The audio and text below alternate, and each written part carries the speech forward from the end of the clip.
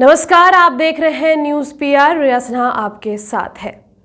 आप सभी का स्वागत है ताज़ा होली विद रिया के एक और एपिसोड में। आज हम कहानी सुनेंगे रंजीत रामचंद्रन की, जो कि केरल के रहने वाले हैं और फिलहाल आईआईएम रांची में बतौर असिस्टेंट प्रोफेसर नियुक्त किए गए हैं।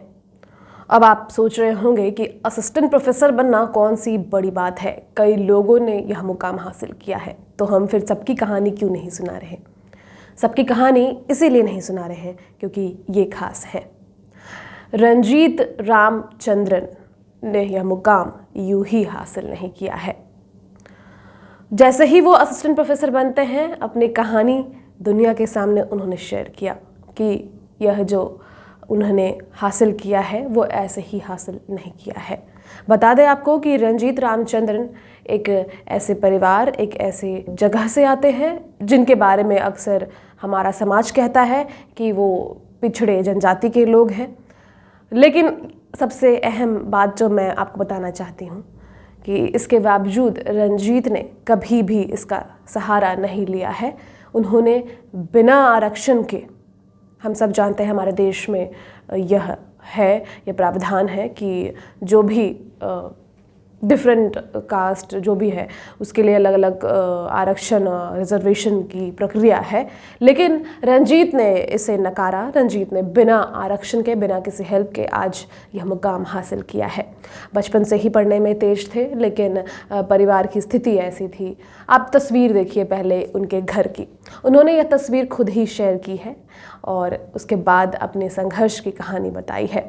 इसी झोपड़ी में हुआ था आईआईएम रांची के असिस्टेंट प्रोफेसर का जन्म, ऐसा उन्होंने खुद ही लिखा है और उनके पोस्ट भी हम आपको पढ़कर सुनाएंगे। लेकिन पहले आप ये तस्वीर देखिए। ये उनके घर की तस्वीर है और कहते हैं कि मैं अभी भी यहीं रहता हूँ, जबकि अब वो ऐसे पायदान पे है। इसके पहले भी वो अच्छे जगह पर थे।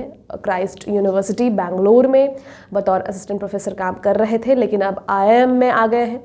तो उनकी स्थिति ठीक थी, लेकिन अभी भी वो यहीं रहते हैं। उनका कहना है कि मैं अपनी मिट्टी को नहीं छोड़ सकता, मैं जहाँ से आया हूँ वही मेरी सच्चाई है और इसी को देख के मैं आगे बढ़ूँगा। तो उन्होंने अपने संघर्ष की कहानी सुनाई है। पढ़ाई में अच्छे थे, लेकिन घर की जैसी स्थिति थी उसको देखते हुए उन्होंने 5 सालों तक टेलीकॉम एक्सचेंज कंपनी में बतौर गार्ड का काम किया। सुबह में कॉलेज जाते थे और रात में गार्ड का काम करते थे। 5 सालों तक उन्होंने यह काम किया। इसके बाद उन्होंने पिछले साल ही पीएचडी कंप्लीट की है, लेकिन पीएचडी को वो बीच में छोड़ना चाहते थे। आईआईटी मद्रास में उनका चयन हुआ। आईआईटी मद्रास में जाने के बाद जब उन्होंने पीएचडी की शुरुआत की तो वहाँ का माहौल बिल्कुल अलग था। इन्हें सिर्फ मलयालम बोलने आता था और फिर वहाँ अडेप्ट नहीं कर पा रहे थे क्योंकि इन्होंने कभी ऐसे चकाचौंध भरी ज़िंदगी नहीं देखी थी और ना ही इन्हें यह एक्सेप्टेबल था। इसीलिए इन्होंने पीएचडी को बीच में ही छोड़ने का फ़ैसला लिया। लेकिन इन्होंने एक व्यक्ति हैं जिनको श्रेय दिया है, उसके बारे में आगे बताऊँगी मैं। उनका नाम लेते हुए कहा कि अगर ये नहीं होते तो शायद मैं पीएचडी छोड़ दिया होता और आज मैं यहाँ नहीं होता। तो उन्होंने पीएचडी कंटिन्यू किया। उसके बाद उनका चयन हुआ, आगे बढ़ते गए, कई बार हार माने, लेकिन फिर भी आगे बढ़ते गए। फिर क्राइस्ट यूनिवर्सिटी बेंगलोर में असिस्टेंट प्रोफेसर के रूप में चूज़ किए गए और अब आईआईएम रांची, हम सब जानते हैं आईआईएम की अहमियत क्या है, वहाँ बतौर असिस्टेंट प्रोफेसर इनका चयन हुआ है। और यह थी उनकी संघर्ष की छोटी सी कहानी, लेकिन समय बहुत लंबा था।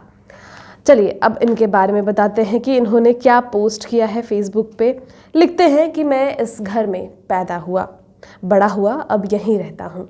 खुशी से कह दूँ कि इस घर में आईआईएम असिस्टेंट प्रोफेसर का जन्म हुआ है। अपनी कहानी सुनाने का मन हुआ। आईआईएम रांची का ये घर किसी के सपनों के लिए खाद बन जाऊं तो मेरी सफलता है। उच्च माध्यमिक में अनावश्यक अंक थे, लेकिन सोचा आसपास के दबाव में पढ़ाई बंद कर दूंगा। कुछ भाग्य से साथ ही पनाथुर टेलीफोन एक्सचेंज में रात की सुरक्षा के रूप में नौकरी मिली और पढ़ाई के दौरान दिन वो शिक्षा जो बंद थी फिर से खुल गई। पापा या मम्मी ने ये नहीं बताया कि ऐसा किया जाए और बताने वाला कोई था भी नहीं। बहलाया फुसलाया माहौल था। जब किनारों को मैंने छुआ, तैराकी सुंदर थे। सेंट पियर्स कॉलेज ने स्टेज पर बोलना सिखाया। सेंट्रल यूनिवर्सिटी ऑफ कासारगोड के बाहर भी दुनिया है। इस तरह आईआईटी मद्रास की बड़ी दुनिया में पहुंचा, पर अजीब सी दुनिया थी। पहली बार भीड़ बीच में अकेला महसूस किया। मन अक्सर कहता था कि थाम नहीं सकता। मैं, जिसने केवल मलयालम बोलने का अभ्यास किया, वह बोलने से भी डरता था। मैंने सोचा कि यह मेरा तरीका नहीं था और आधे रास्ते पर पीएचडी छोड़ने का फैसला। लेकिन मेरे मार्गदर्शक डॉक्टर सुभाष, मुझे यकीन था कि निर्णय गलत था और असफल होने और पीछे हटने से पहले लड़ने को कहा। हारने लगा था तो हारने की जिद भी। उस दिन से जीतने की मेरी यात्रा की शुरुआत पनाथूर के पहाड़ी इलाके से है। मेरा भी मानना है कि वो तो 100 मैनी काटो जिस मिट्टी में सोने की फसल होती है। IIM रांची के असिस्टेंट प्रोफेसर में से इस झोपड़ी की दूरी बहुत मुश्किल थी।